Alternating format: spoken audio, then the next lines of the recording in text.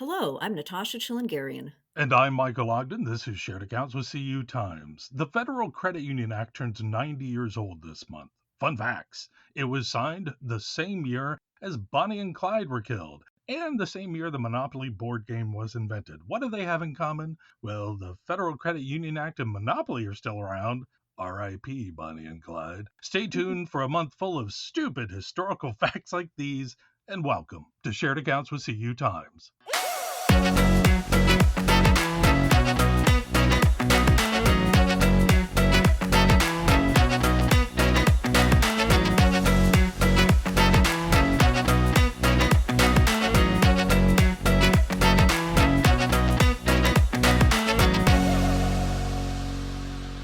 Coming up on the pod, we'll be talking with Simone Suri. She is SVP, Chief Administrative Officer, and General Counsel at Members Cooperative Credit Union in Duluth, Minnesota. She's in charge of some heavy-duty areas of business at the credit union, including legal and compliance, risk management, audit, and fraud. We're going to be talking about how she manages that monstrosity. Don't worry, our conversation won't all be serious because we can't stay serious for too long. We'll be hitting some fun things as well. Stay tuned for that. First up, let's take a break from the week. Check in with Natasha. Hey, Ann. Hey, Em.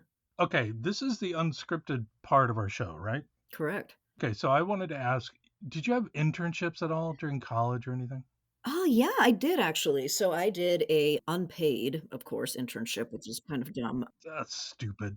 A cute magazine actually in downtown Oh, Portland called The Northwest Palette, and it covered food and wine in Oregon, Washington, and British Columbia. So I was, editorial assistant, just kind of various that's admin tasks, a little bit of writing, but I awesome. remember that was really cool. I was really proud of that because it was a really fun topic to. Did you get to go out and taste and do things like I that? did a little bit, yeah, that was the fun best Oh, part. I think I remember man, that's cool. there was some kind of a wine tasting, I believe, in the office going on, but of Oh, course you had to spit it out because you didn't wanna drink on the job, and that was kinda what the sophisticated wine right. tasters did. Yeah, Yeah. it was a lot of fun. Oh, Yeah. that's nice. What made you think of that? I've been thinking about internships and kids going into summer right now, Yeah, and I mean, I hate's a strong word, but mine were all unpaid like yours. of course. But I did learn quite a bit. I had to do one at a television station Okay. and then a radio station in Columbus, Ohio. They ended up hiring me.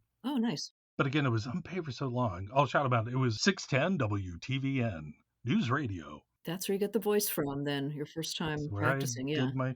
But see, they used to smoke in the Oh, boy, studios okay, that's way back worse than then. spitting out wine then. I don't feel so God, that weird was about funny. that. Well, let me ask you this real quick, since it was Yeah, unpaid, did you have to balance that out with, like, a part-time job on the side?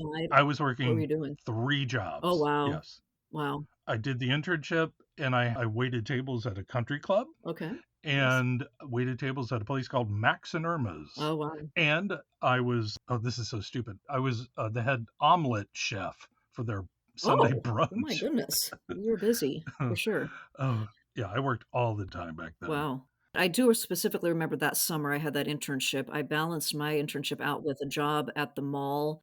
And Mhm. do you know those I don't know if they do this so much anymore, but, like, little kiosks in the middle of the mall where they act really Sure. pushy I with guess they everyone who do. Yeah. walks by and they, like, Yeah. shove the product in your face? I did Uh-huh. something like that, which thinking back, it's like, "Why did I Oh, accept something like that?" no. But they were, like, these items that you could wrap around your neck to ease pain, like hot and cold, packs. Ugh, that sounds like a nightmare job. Yeah, it sure was, but hey, you do what you gotta do, so. You do what you gotta do, that's true. All right, very quickly, we had a really long and really great interview coming up, but I do wanna ask, what'd you watch this past week? Yeah, one show that I started, only watched a couple episodes so far, is called Eric on Netflix. Oh, okay. Yeah, kind of a weird show. I think it'll explain more as I go along what it's really truly about, but Mhm. the main plot is that this guy's son goes missing, and then there's this character he's a puppeteer on a, like, Mhm. Sesame Street-like show. Then there's this character that his son had invented that starts following him around, like, in real life. Okay. But then Hmm. there's some really kind of bigger themes with the show because it takes place in the '80s in New York City, so, Hmm. like, the AIDS crisis, Ooh, and then it okay, kind of yeah. touches on, like, homophobia and racism and some Hmm. just really heavy things, so I'm enjoying it so far. Okay. What about you? Anything you watched that was interesting? You know what? I went just very quickly. I wanted to check this movie out. It just came out on Netflix a week or 2, 3 weeks ago, whatever, called Hitman Oh, right. I on did see that. Netflix Yeah. with Glenn Powell. It had potentially, it could have been great, but I will say it had one of the best uses of a smartphone in a scene I've ever witnessed. It Interesting. was brilliant, and I won't say any more than that. Okay. Cute movie, but that one scene honestly put it over the top. Okay. I love how I you enjoyed this. yeah, you kind of notice these really specific details in movies, like best use of a smartphone or, like, best dog actor, I love how you're really a Right. very Well, it's what grabs my attention. I'm like, yeah, "Oh, that was so unique." yeah. But what they did, it was so stressful, Oh, but also hilarious whoa. and brilliant at the same time. So, watch Hitman. I do recommend it. Check it out. Okay, sounds like a wild ride of a movie, so I Yeah, have it to check is. it out. Okay. Well, speaking of fun rides, I guess, that we had a great interview Okay. with Simone Suri, as you mentioned earlier, with Members Mhm. Cooperative Credit Union. And, I really enjoyed talking to her. I think for someone who's focused on more rigid topics like legal and compliance, which is what she oversees at the credit union, for someone overseeing that, she is just such a vibrant and fun person. When we talked Yeah, to her, I really had a yeah. good time. We talked about quite a few topics. Some of them included some of the challenges that are being faced by credit union executives, such as the fee landscape, Mhm. fees, and how that relates Mhm. to legal issues. That was very Yeah. interesting. She talks about some big cybersecurity issues. And she also gets into some of the challenges of creating a diverse board. And she was really honest and real about how Mhm. challenging that truly is. So Yeah. we have all of that coming up next. Hey, listeners, we are a bunch of credit union data nerds here at CU Times. And if you're one of those or want to be smarter about what's happening in the industry, check out our executive briefing for subscribers only. Delivered to your inbox because it's not published online, the executive briefing, or EB as we call it, dissects one issue each month into a comprehensive package with graphics, editorial context, interviews, and more all in one email for subscribers only. Want to subscribe? Go to cutimes.com/subscribe. That's cutimes.com/subscribe for the executive briefing.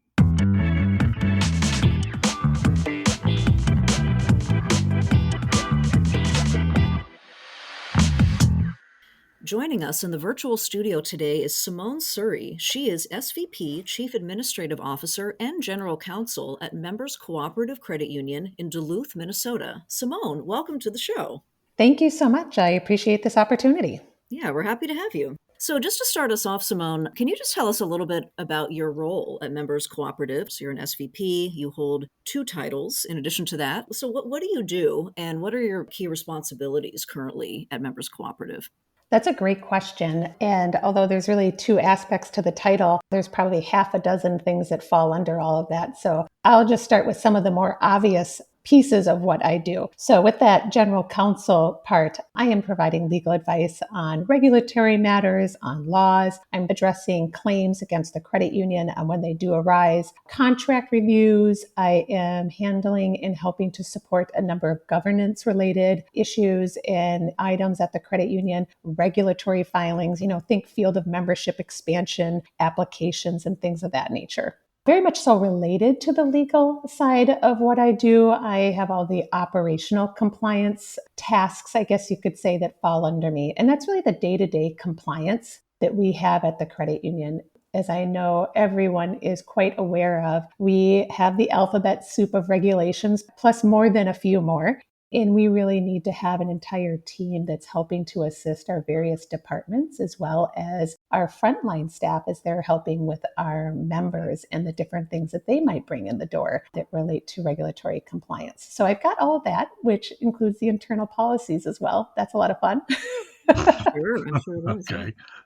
So advocacy is another big part of what I do. Mhm. So I'm involved with our grassroots actions, Hike the Hill, GAC, working with our league and America's credit unions to make sure that we're advocating for credit unions and ensuring that we have ongoing and sustainable strength in our industry. And really importantly, and this is really the chief administrative officer part of my job title, Mhm. is strategy. And that's leading the credit union's organizational strategy. And that's pulling together our leadership to ensure that we have clarity, direction, monitoring, think measurable results and whatnot of our strategic plan and where we want to be headed. That's also looking for strategic opportunities to differentiate and make sure that we're meeting the needs of our members that they have today, as well as anticipating their needs of the future. Right. It's a lot. I will say risk management is another important piece. And that really, to me, it really supports the strategic part of my role, because I look at risk management as really a tool and a method to ensure that you achieve your strategic objectives. So in that, we are trying to quantify and really monitor the different risks that are facing the credit union. It also includes some other kind of standard stuff, vendor management and business continuity. So there's a lot. They're keeping me busy. Yeah, your plate full for sure. Yeah, but that's admirable. We're going to hit the risk aspect here in just a few minutes, but looking at the research on your history, before joining Members Cooperative in 2010, you served over the Minnesota Credit Union Network. First, we like to ask a lot of people this: what drew you into the industry and your role at the Minnesota Credit Union Network?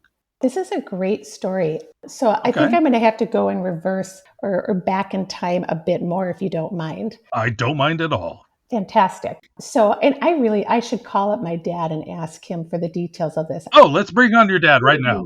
Let's bring in my dad. I remember as a kid going to the credit union, and we were there because we were seeking a loan. I should ask him exactly what credit union. In my recollection is that we were buying a car. Now, again, kids' memories aren't always completely accurate, but I knew what a credit union was. I knew it was our solution as a family when we needed something. So I think that might have planted some seeds very early on. Okay. You fast forward quite a bit, and I'm finishing law school, and I joined a law firm that represented financial institutions of every variety, including credit unions. And I was very fortunate to have, actually, it was a credit union in the Midwest as a client that I worked with quite a bit. And they were just amazing. I enjoyed talking to them. It felt so collaborative. They were eager to learn, and it was just a wonderful partnership. And so from there, I think I started to look at credit unions with a different lens, more of a professional lens, I guess you could say, versus a member lens. Okay. Then one day there was an opportunity at our trade association, our league here in Minnesota, the Minnesota Credit Union Network. And I thought, wow, this doesn't come up very often. I have had nothing but positive experiences with this movement. I think I want to take it a step farther. I love it. Yeah, right. And then I landed there, and I was working with 150 credit unions of all different sizes, different memberships, different leadership, and it was great. It just sounds like you were in a credit union ball pit, just having a great time with all the credit unions. But I have a couple of follow-up questions to that. One, what's your dad's name? Pat Van Kuren. Are you going to look him up? Get his member number? No. I was just thinking about, I wanted to call out Pat because Father's Day is coming up. Say Happy Father's Day. Yeah. Oh, that's so awesome. Thank you for that. Of course. Happy Father's Day, Pat. So back to you, Simone. What led you then to go from the league aspect, the trade side, to an individual credit union? So I thoroughly enjoyed the league side and being able to advocate for all those credit unions and help them through all kinds of different issues. The one thing I will say, and this was true both in private practice as well as at the league, you were supporting, you were advising, but you didn't own things, right? Because you're still on the outside. So I think I had a bit of a hunger to own things and to really take responsibility, I guess you could say, for some of the advice I was giving credit unions. Now, that responsibility means you have to accept responsibility for the good and the bad, but I think I was up to the task. Yeah, it sounds like it. And so, when this opportunity with Members Cooperative Credit Union appeared, there was no question that this was a great move and a really exciting opportunity to be able to have that true hands-on experience at a credit union and just, again, kind of take my support and commitment to credit unions just a little bit further. Fantastic. Love that story. That is awesome. Another thing that struck me, we were reviewing your background. Don't worry, we weren't stalking you. It was just on LinkedIn. Kind of gives a little snapshot of a person's background. But you mentioned that you have a really deep understanding of the challenges that are currently confronting senior management, CEOs, and boards of directors at credit unions. So when it comes to your area of business with legal risk and compliance, What are some of those challenges that are at the forefront today for credit union leaders? Yeah, that's a great question, particularly in today's environment. So, what's interesting is I'm going to kind of, you say legal risk and compliance. I'm going to start with risk and then follow up with legal and compliance, because risk at a credit union really is organization wide. So it's not specific to regulations or lawsuits or anything like that. Or, do you have the right legalese in an agreement? It's not that. It is truly across the entirety of the credit union and understanding where you sit and how to navigate whatever might be coming your way in a manner that puts the credit union in the best position possible. Mhm. So everyone today, and I won't get into it because it's for a different podcast. I think you can get some CFOs on here.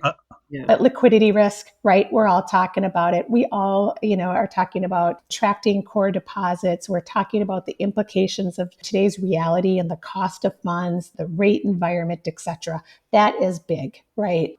But then when I think really about the legal risks that are going on right now, this is a whole nother mountain to climb. Okay. So today you're hearing a lot about fees. I mean, you're hearing about that whether you're looking at industry press or you just turn on the news or you're reading through some posts on social media. Mm-hmm. It is the topic of choice.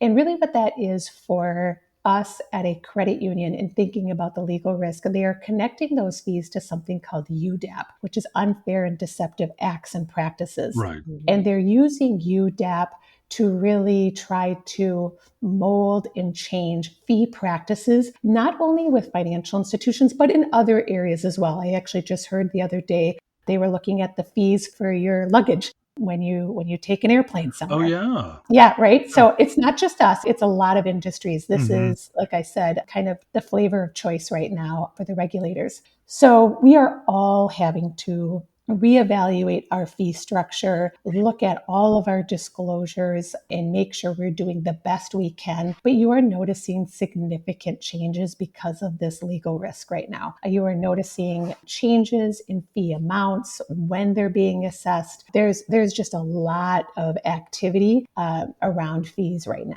I would say another risk we're hearing about, which this one also probably it doesn't fall under the legal risk, but just as the enterprise risk, is credit risk. Yeah. We have been talking a lot for the last 6 months about how we are going to see, if you're not already seeing it right now, rising delinquency. And that's a very real thing. During the pandemic, delinquency dropped dramatically. It is rising to those pre-pandemic levels. And then we need to see where it goes from there. Again, given the economic environment, and things are just very different today, and we're having to navigate some more challenging waters. So I wanted to kind of bring this big topic that you're talking about now, kind of funneling it down a little bit, because in the areas of legal risk and compliance, I mean, this is such a huge area that you take care of. That can often be kind of thought of as a buzzkill for creative types like me. But in areas such as marketing and business development, they don't typically connect all these dots like you do. So how do you interact with these more creative areas like marketing, business development of the credit union internally and encourage them to embrace the items you're dealing with of risk and compliance and everything like that? Embrace might be a strong word, Okay, but let's say, how do we all get along and support each other? that's fair. No, actually, I would say at our credit union, we might be at that point of embrace, which is Oh, just fantastic. And I think there is a way to approach this. And you're right. You look at the creative types, you look at we'll call us the rule followers. mhm, And sometimes, well, there is conflict, right? sure. But how you manage that really does matter. And I think it goes back to basics: human connection, have a great sense of humor, be empathetic. And what I mean when I say empathetic is really Mhm. understand. So here I am on this legal and compliance and risk side. It is absolutely critical that I understand and acknowledge why, for instance, marketing might not want half of their promotional materials to be legal print. Yeah, Okay. I right. need to acknowledge that. That's Yeah. important. And I will say I make fun of it.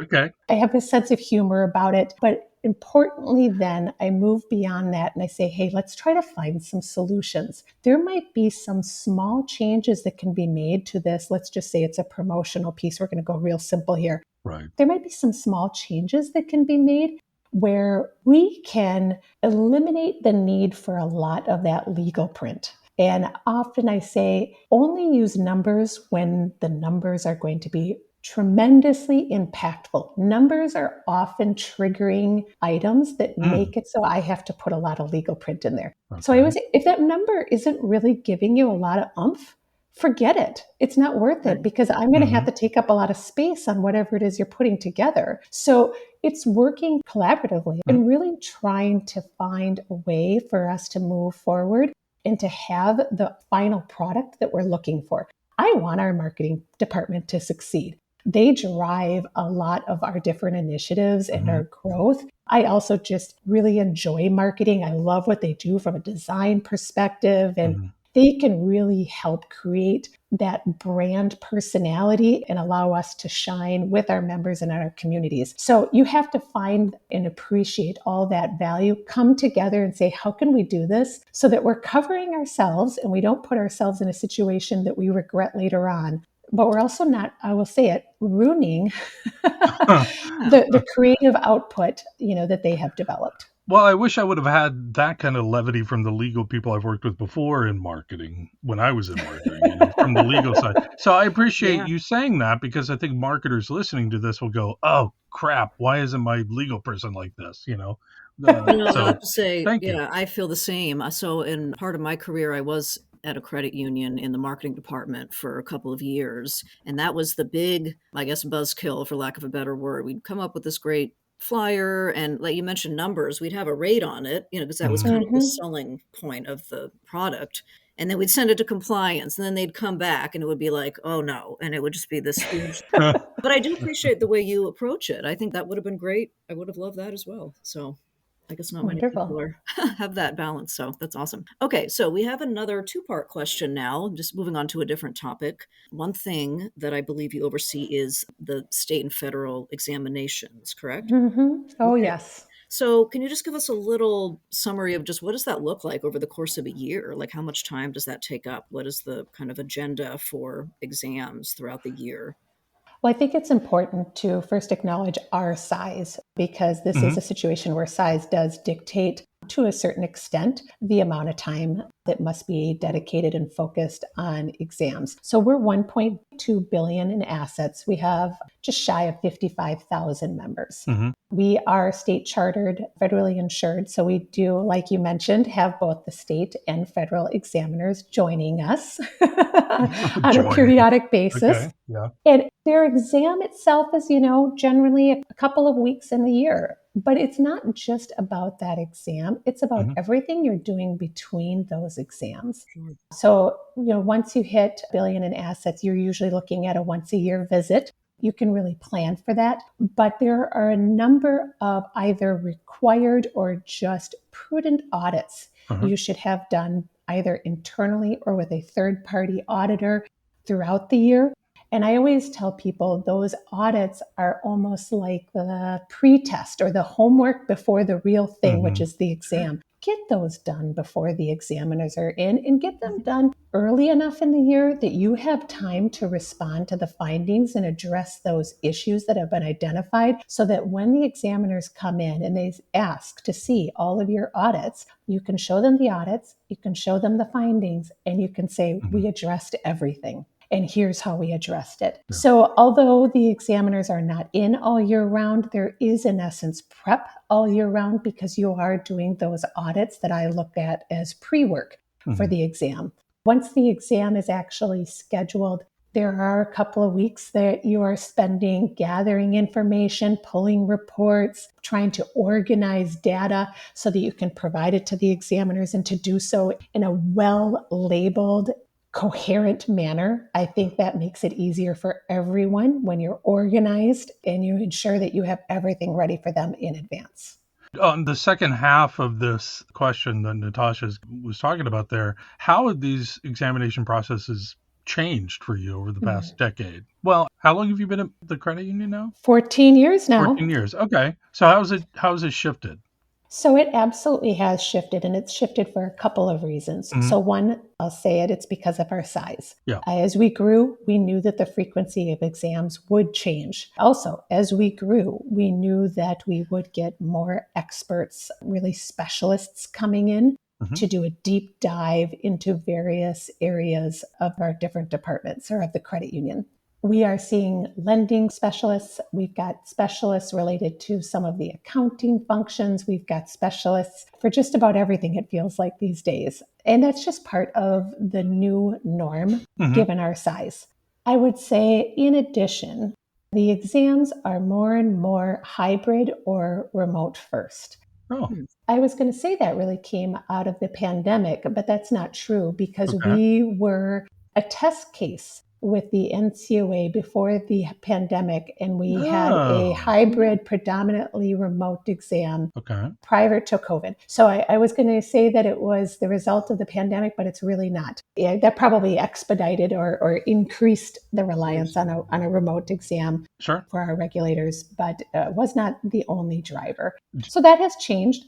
That Well, has been, well, I would say in general, it has been a good thing okay. because we are able to ensure that they are having clear and consistent communication throughout the exam. Mhm. I found, and this might not be true for every credit union, but when they were on site, they wouldn't know to go to a certain individual with a question about an indirect loan or a commercial loan or something in IT. So Mhm. they would grab whoever was available, which might be whoever was in the office adjacent to them. Okay. And sometimes they wouldn't get the best information or the most thorough information as a result. When it's a remote exam, I feel we are better able to match the examiners with the right people Mhm. inside of the credit union so that they can get the answers that they're looking for. Nice. On the other side, though, and I think this is important, Mhm. with a hybrid or predominantly remote exam, you do need to go out of your way to make sure there is communication and that you are not relying exclusively on the documentation provided to the examiners. Yeah. Right. Documentation is great, but it's missing the context, it's missing the explanations, it's missing that piece where the examiner could ask a question and you can say, hey, actually, if Mhm. that's what you're trying to get at, you want to look at this. You requested A, but let me tell you, B is going to give you better information. Mhm. So you have to make a concerted effort to make sure that you do have ongoing communication and conversations with those examiners. Yeah, context is key. Mhm. Absolutely. Well, and that's similar to just remote work in general, like, I suppose, where they talk about, hey, if you're at home, it's more convenient, but then you're missing these nuances of face to face and hallway Right. conversations and things like that. So, yeah, that's a good point. Hey, at least you got some practice before the pandemic with doing hybrid.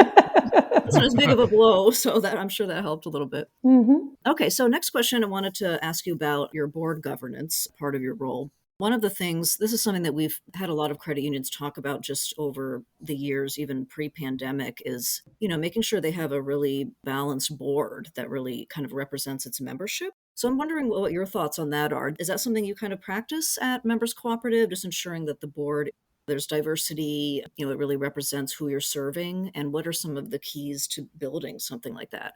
I'm just going to be brutally honest here. This Please. is really, really hard stuff. Mm. Yeah. We are with credit unions, you are looking at volunteer boards, Mhm. you're asking them to do a lot.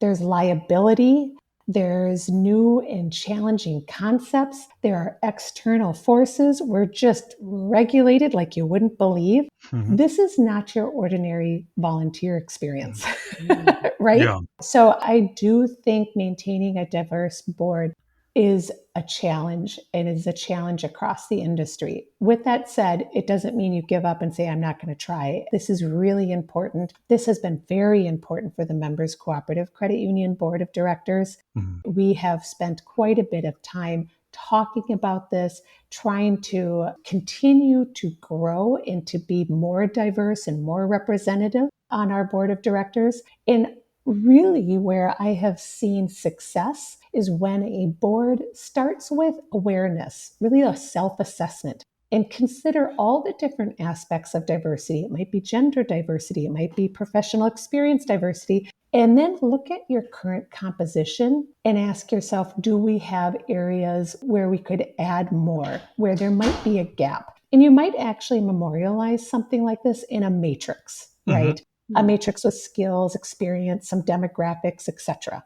Again, this whole time keeping in mind, who are you serving? And every field of membership is a bit different. So you're not going to be able to take something off the shelf. You're going to have to look deep into your credit union, your communities, and determine, what is best. Then what you need to do is be very transparent and seek out qualified, diverse candidates. You can, do this through your nominating committee. We did this and we had outreach to some of our very well-established employers like hospitals and universities to try to find talent. You need to remember to be an accommodating board that doesn't make it too difficult to serve. You also need to make sure that the board is providing both an environment that's intellectually challenging, but also enjoyable. Again, we're asking people to do a lot on these boards. Yeah. You need to find some fun in it, right? Right. Sure. And then ensuring you've got really an atmosphere that values differences between board members and that you're fostering some of that independent mindedness. You start putting all that together, and that is a recipe for a diverse board that is extremely productive. But it's a lot of work. It's not easy. And it never ends. I don't think you can say, we put it all in place, we're ready to go, it's going to work. And now we can say, check, we will have a diverse board. We do today and we'll have one going forward. That's not going to work. This is something you have to put time and energy in. You have to work on succession planning to ensure that it is enduring. There's quite a bit to it. Simone, adding to your potentially record-breaking number of titles, you are also founding executive of the IT Security Committee and Sustainability Committee at the credit union. Can you tell us about the purpose of those committees, what you're doing there? Sure. One I consider to be critical and non-negotiable. The other one really is a reflection of who we are. Okay. So I'll start with the non-negotiable one. With the support of our CEO, we developed, and I was, like you had mentioned, the founding executive team member of the IT Security Committee, which broadly speaking is responsible for ensuring the safety of credit union assets and operations with a focus on the IT security governance and oversight. Okay. So we're really looking at and ensuring that the development, the implementation and maintenance of our information security program is healthy, robust, and I will say always changing because the threats are always changing. Yeah. So we get to do really interesting things. We get to look at pen testing results, vulnerability scans, general controls reviews. I mean, this the highlight of anyone's professional career, let me tell you. And on top of it, I will say we do have, and this is important to note, we have a duty to report to our board of directors if there is something concerning. And that's a really important piece because our board ultimately has some responsibility here, to say the least. Yeah. So we do have that direct line of communication should there be a concern. On to the fun stuff. So that would be the Sustainability Committee. This was a committee that we put together a number of years ago. I'm trying to remember what year it was. It's just escaping me. It's been a while. Okay. But the focus of this committee is promoting the awareness and actions that we take as a credit union in our communities and trying to positively impact the environment and encourage sustainability.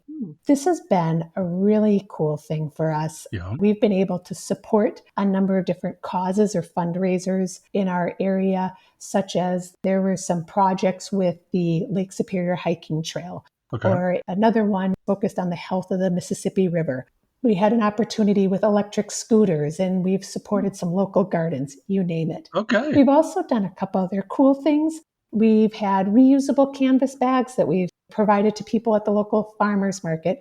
We actually did our first ever carbon footprint calculation not too long ago. Oh. That was very exciting. something that will need to mature as we understand it more and more, but we're just trying to really understand what our impact is and where there might be an opportunity to be a better global citizen, I guess you could say. Okay. All right. Nice. I also would like to give a huge shout out to our lending department because they've done some very cool things with the support of our sustainability committee. They've developed a solar financing product as well as something we call Eco Drive. It's a loan that's specifically for eco-friendly vehicles. Some very cool stuff with the full support of our committee. All right. So here, we'll officially shout them out. Thank you, lending department. We Exactly. love you. Okay. Just to follow up on the IT security piece, this is again a big question. So just kind of answer from a high level. What are a couple of just the biggest threats like right now that you think the credit union is facing when it comes to like cybersecurity? This is serious stuff. The biggest threat to us right now, there might be some differing answers out there, but it's really humans. And really what I'm talking about is phishing. So for us right now, we continually have to train and educate and bring awareness to all of the phishing and smishing, right? That's the text message version of phishing attempts being made really at all organizations, but for sure at financial institutions. This is very real stuff. And it's pure human error, right? It's one wrong click and there you go. There you go. That you set something loose. And I have heard statistics that say as many as 85% of all ransomware attacks originate from phishing. That's huge. Yeah. And I know it wasn't even 6 months ago. I think it was about 60 credit unions that experienced ransomware attacks related to a vulnerability associated with a third party. This is very real for us today. On top of it, you've got vendor breaches to worry about. What's going on at those different vendors and what are their security protections in place? We are relying on vendors every day for a lot of very critical functions, and there's a lot of data involved with those relationships. And then you get into the new things. That's the other big problem. This hasn't stopped. It hasn't plateaued. Cybersecurity only evolves, it seems like, and it seems to evolve faster and faster. And now we have to start worrying about things like AI generated voices calling in and replicating the voices of our members and getting access to enough information to log in and we'll just say withdraw the funds from someone's online banking account. It's not ending. And, we really need to keep on top of this so that we can continue to protect member data and the credit union's data. If I could be the buzzkill here really quick on that, Simone, I just read an article the other day that smart computing, there's a certain level that's being worked on of computing and the speed and all that. They are predicting there will be no safe passwords. Yeah, I've heard the same. And what do you do with that? And we will find a way to move forward. Thankfully, there are some very intelligent people working on this, but this threat is not slowing down. It's just picking up pace. And it's very real for us. Terrifying. Well, and what a waste of time, right? Writing all these complicated passwords, saving them, putting them in a note on my phone. I can have so many hours back now. Jeez. Well, for me, it's not even creating those. It's all the times I have to reset my password because I can't remember the complicated password I created. I love our takeaways from this terrifying news. It's okay. I think we're too afraid to face the real terror. But anyway.